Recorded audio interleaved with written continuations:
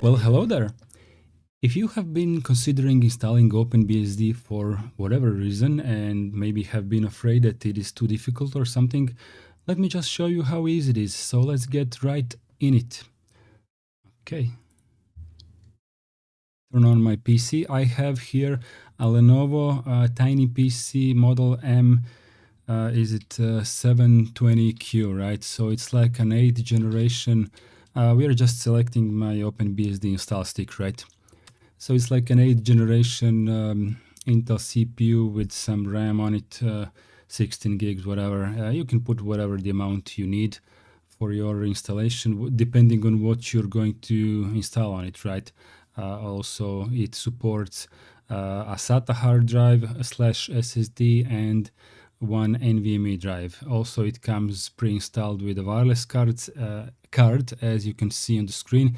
However, the driver for the wireless card cannot be used during the installation. It's not bundled with the installer.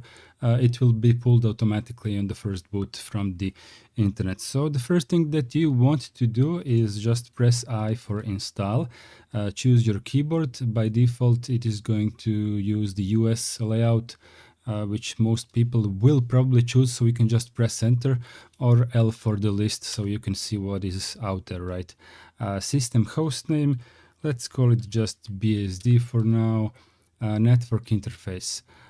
So it's offering a couple of interfaces, right? By default, it is defaulting, in my case, EWM0. This is a wireless card. This one will not work during the install, so you have to use the wired one. The wired one is EM0 in this case. Just type the name. You can use autoconf option if you have a DHCP server on your network, which I do, so I'm going to press enter for now. And if you don't have DHCP server, then you can just insert, the IP address that you want. IPv6 address you probably don't need, so just press enter. Okay, so at this point we are done with networking. We can just press done with enter. We are having projected our default DNS server, which we have received from the DHCP server. Password for the root account. Let's type the password. Okay, type it again. Okay, do you want to start SSH daemon by default? You're probably going to answer yes on this one because you will most likely want to remote login into this machine. Do you want X Windows system to be started by Xenodm automatically? So in my case, I don't want this because this is probably going to be my server. So I'm just going to press no in this case. Do I want to set up a user? So what's funny about this is that the first time I have seen this question, I thought that I am supposed to type yes, and I didn't really read this whole sentence, right? So I typed yes, and then the OpenBSD installer told me like, no, really, what is your login name? Okay. So my login name is of course Dart. Full username for myself.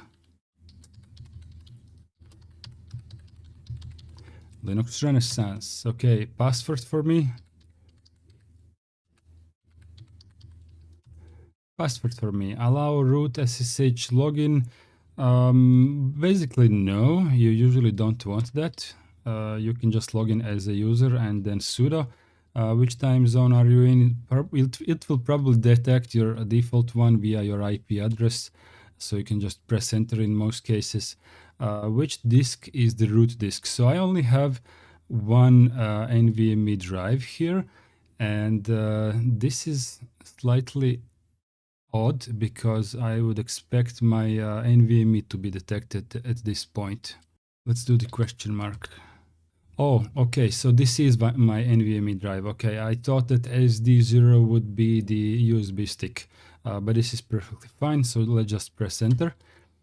Encrypt the root disk with a passphrase or key disk. So in my server install, this would be slightly uncomfortable to use. I'm gonna go with the no.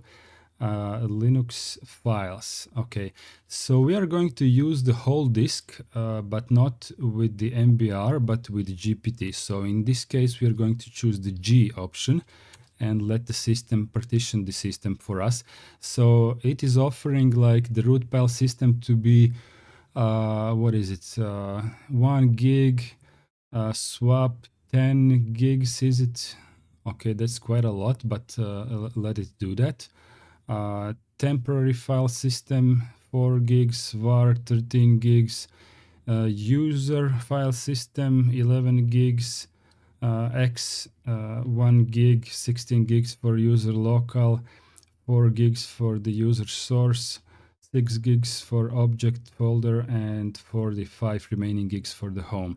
Well, this is fairly fair, since this is a rather small SSD, so I don't think this could be partitioned too much better than it is already. So later when I'm going to go and add some data onto it, I'm probably going to plug in one more SSD into this with a larger capacity. So the whole system is pretty fine as it is, right? Let's just press enter and go with the default, with the pre-selected option, right? With A. Okay, we are done with this one. Let's install the sets. Okay, location of sets, we can just use HTTP because we're already connected to the internet. Just press enter. If you don't use any proxy, and in most cases you're not having that, just press enter with no. Default server is usually fine. Just press enter on this one, and the default directory. In most cases, you can just press enter because all of the default options are already pre-configured in the most sensible way during the OpenBSD installer, right? So you can just select everything because in most cases you will require the manuals in the base system and the X server and fonts and whatever, right? So just let's go with done. Okay, it's fetching. It should recognize that this is a multi-core CPU, so it should use a multi-core version of the kernel. I'm not sure in which step it is doing this, but I think it's the next one. Okay, we are done with this part. Okay, this is a multiprocessor machine using bsd.mp instead of BSD. This is what I was telling you about. Firmware update, relinking to create unique kernel. This is fine. We're going to be able to reboot fairly soon.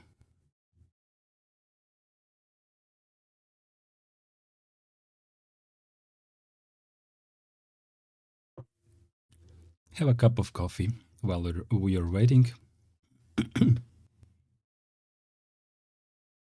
Congratulations, your OpenBSD install has been successfully completed. When you log into the new system the first time, please read your email with the mail command. So do we want to reboot? Absolutely yes. I'm just going to press enter and have my finger on the USB stick so I can eject it at the right time. This is actually not my USB stick. Actually, this is a USB key.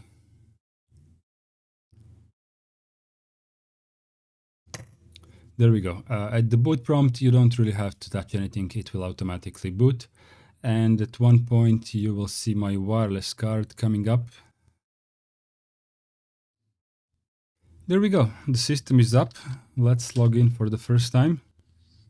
There we go. You have mail. uname-a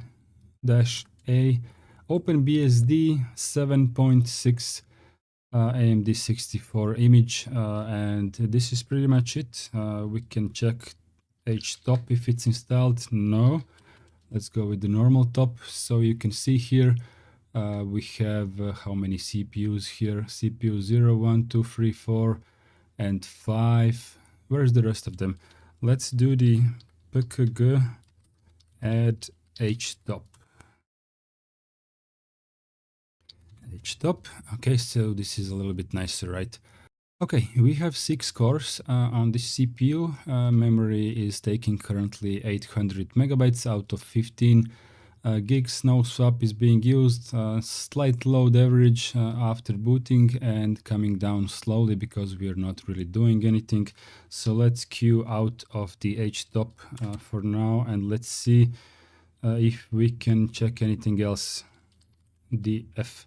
Okay, so these are our partitions, right? A, L, D, F, G, H, K, L, and J, J, and E, right? So these are the OpenBSD default partitions as the systems have defaulted to them. Let's see if we have some basics pre-installed. Vim, no. Emacs, and no. Okay, add Vim. We are going to need this one. Okay, so it has the latest Vim in the repo, and it is asking us which one do we want. So I will not be using any graphical install on this server, so let's go with something without the X11 support. Let's go with option 6. And the same thing with Emacs. Also the latest version available in the repo, option number 3 without the X11 session. Okay, Vim version 9.1. Let's get out of there. Let's read our email. So OpenBSD is free software. You can do with it as you like, subject to very few conditions described on this web page, but free software isn't written without money. Network links, hardware costs, release engineering, and testing work all take money and significant effort on the part of those who have made this OpenBSD release what it is. Please reward the developers with some cash. There are some instructions for that. Also, if you are missing some drivers for your installation, there are some additional instructions how you can send them the information about your hardware and ask them nicely to add support for your own hardware. So this is really nice of them. Let's get out of this application. Okay, I have tried to make this video as short as possible just to show you how easy it is to get the base of the OpenBSD install up and running. So at this point you can like branch out. Do you want this to be your desktop system or do you want this to be your server system? Depending on that, you might want to install some HTTP daemon for hosting your web pages, or maybe you will install X session and a window manager or a desktop environment if you're installing this on your like a kind of a production machine, right? So in the follow-up videos, I'm going to branch out in both of these directions because I'm going to have OpenBSD installed both of my, let's call this a server, right? And on my laptop. So on the laptop, I'm going to install some basic desktop tools like desktop environment and whatever comes as a baseline basically for using an operating system on the laptop. And at the same time, or let's say in parallel, I'm going to install some server services on this machine, which is going to act also as OpenBSD, but in the server role, right? So pay attention to those. I'm going to bundle them all in a playlist so that is easy to track once there is more of these videos, right, on the same topic. And I'm going to just say thank you to all of my supporters both on Ko-fi and on YouTube, and for all of you guys who have been attending my live classes about learning Linux on Sunday evening. This has been a great experience for me so far. There is already like 20 people who have joined my channel just in order to be able to watch the video on demands that I have published, and some of them have joined purely to show their support for me.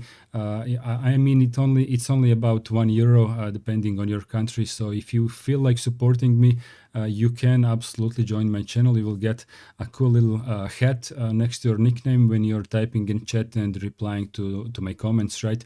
And also you can support me on Ko-fi with whichever generous amount you like. I will do my best to make it worthwhile for you to follow this channel. And please enjoy your day, and I'm going to see you in the next video.